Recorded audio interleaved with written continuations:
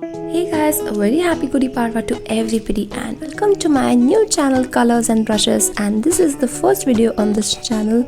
So today we are going to start with a basic painting on the theme Gudi Padwa itself. So here are the few things that we would be requiring for our process. So we have brushes, colors, canvas book, palette, pencil, water, and you can also use watercolors for this painting. So let's start. This is a basic outline of the drawing I wanted to make. So we have the basic elements like the Gudi, the house, coconut trees, Tulsi Vrindavan. So let's start and enjoy the process.